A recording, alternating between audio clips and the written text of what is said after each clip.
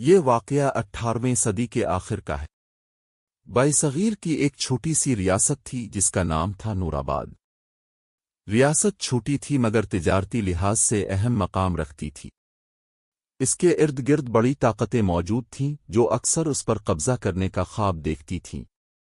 نورآباد کا حکمران نوجوان تھا، جذباتی، بہادر، مگر جلد باز۔ دربار میں ایک بزرگ وزیر بھی موجود تھے جن کا نام حکیم سلیم تھا۔ لوگ انہیں دانشمند وزیر کہتے تھے۔ وہ اکثر کہا کرتے، جنگ آخری راستہ ہے، پہلا نہیں۔ اصل فتح وہ ہے جو خون بہائے بغیر حاصل ہو جائے۔ خطرے کی خبر۔ ایک دن خبر آئی کہ ہمسایہ ریاست کا بادشاہ اپنی فوج کے ساتھ سرحد کی طرف بڑھ رہا ہے۔ دربار میں ہلچل مچ گئی۔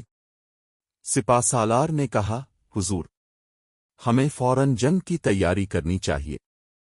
نوجوان بادشاہ کا خون جوش مارنے لگا، ہم ڈرنے والوں میں سے نہیں۔ مگر وزیر سلیم خاموش بیٹھے رہے۔ بادشاہ نے ان سے پوچھا، اب کیوں خاموش ہے؟ وزیر نے سکون سے جواب دیا، حضور، کبھی کبھی دشمن تلوار سے نہیں، ہمارے غصے سے جیتتا ہے۔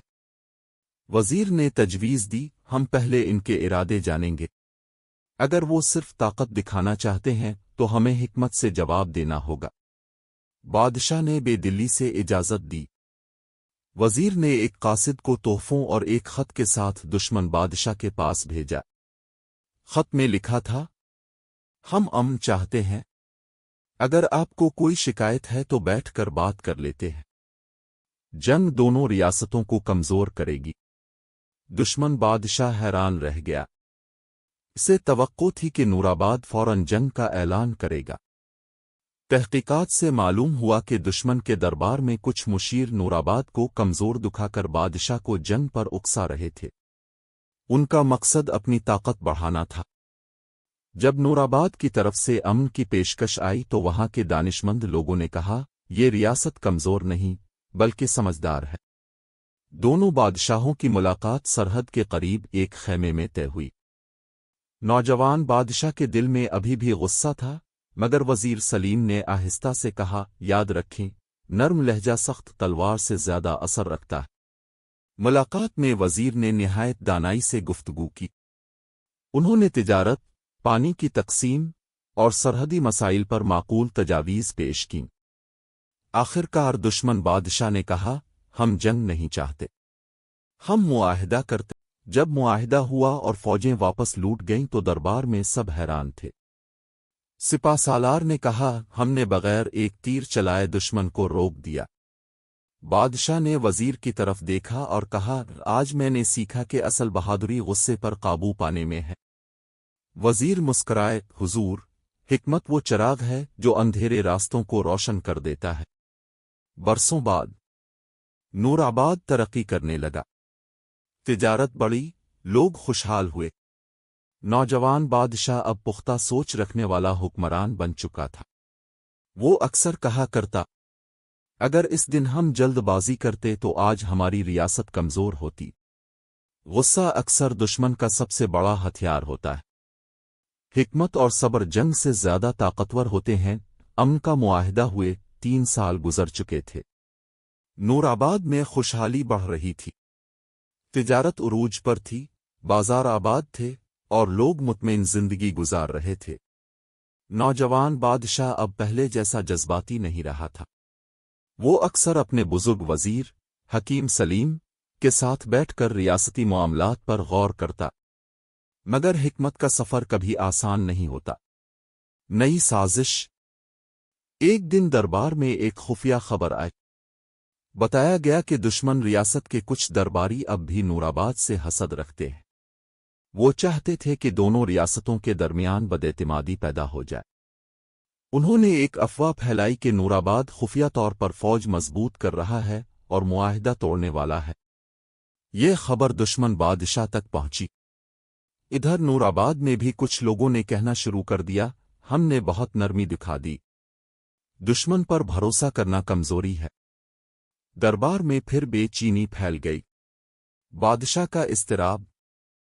نوجوان بادشاہ نے غصے میں کہا، اگر وہ ہمیں دھمکانا چاہتے ہیں تو ہم بھی جواب دیں گے۔ سپہ سالار نے فوراً تائید کی، ہماری فوج پہلے سے زیادہ مضبوط ہے، ہمیں حملہ کر دینا چاہیے۔ سب کی نظریں حکیم سلیم کی طرف اٹھ گئیں۔ وہ حسن معمول خاموش بیٹھے رہے۔ بادشاہ نے بے صبری سے کہا، وزیر صاحب، کیا اب بھی صبر کریں؟ دانائی کا سبق۔ حکیم سلیم نے آہستہ سے کہا، حضور، اگر کوئی اب پر کیچڑ اچھالے تو کیا اب بھی کیچڑ میں اتر جائیں گے؟ بادشاہ خاموش ہو گیا۔ وزیر نے بات جاری رکھی، افواہیں آگ کی طرح ہوتی ہیں، اگر ہم ہوا دیں گے تو شعلہ بھڑک اٹھے گا، اگر ہم نظر انداز کریں گے تو خود بجھ جائے گا۔ انہوں نے مشورہ دیا کہ دشمن بادشاہ کو خفیہ طور پر ایک پیغام بھیجا جائے جس میں صاف الفاظ میں یقین دہانی ہو اور ملاقات کی دعوت دی جائے۔ تحقیقات سے معلوم ہوا کہ دشمن دربار کے چند وزراء ذاتی مفاد کے لیے حالات خراب کرنا چاہتے تھے، وہ جنگ کی صورت میں طاقت حاصل کرنا چاہتے تھے۔ جب دونوں بادشاہوں کی خفیہ ملاقات ہوئی تو حقیقت سامنے آ گئی۔ دشمن بادشاہ نے اعتراف کیا، ہمیں گمراہ کیا گیا تھا۔ نورآباد کے بادشاہ نے حکیم سلیم کی طرف دیکھا، اس کی آنکھوں میں فخر تھا، مگر اصل آزمائش ابھی باقی تھی۔ نورآباد کے اندر بھی کچھ امراء وزیر کی مقبولیت سے حسد کرنے لگے تھے۔ وہ کہتے کہ ایک بوڑھا وزیر ریاست چلا رہا ہے، بادشاہ نہیں۔ انہوں نے بادشاہ کے کان بھرنے شروع کیے۔ ایک دن بادشاہ نے وزیر سے کہا، لوگ کہتے ہیں میں کمزور ہوں اور اصل حکومت اب کے ہاتھ میں ہے۔ وزیر مسکرائے، حضور، اگر درخت پھل دے تو لوگ پتھر مارتے ہیں، میرا مقصد اقتدار نہیں، استحکام ہے۔ اگر آپ چاہیں تو میں عہدہ چھوڑ دوں۔ بادشاہ کی آنکھیں نم ہو گئیں۔ نہیں وزیر صاحب، آج میں نے سمجھا کہ سچا مشیر وہ ہوتا ہے جو اقتدار سے نہیں، خدمت سے محبت کرے۔ چند سال بعد حکیم سلیم بیمار ہو گئے۔ دربار میں سناٹا تھا۔ انہوں نے بادشاہ کو پاس بلایا اور کہا، یاد رکھیں، طاقت وقتی ہوتی ہے، مگر انصاف اور حکمت ہمیشہ باقی رہتے ہیں۔ دشمن باہر سے کم، اندر کی کمزوری سے زیادہ نقصان پہنچاتا ہے۔ یہ کہہ کر وہ خاموش ہو گئے۔ نورآباد نے ایک دانشمند وزیر کھو دیا، مگر اس کی دانائی ریاست کے نظام میں ہمیشہ کے لیے شامل ہو گئی۔ افواہوں پر فوری رد عمل دینا اکثر نقصان دہ ہوتا ہے۔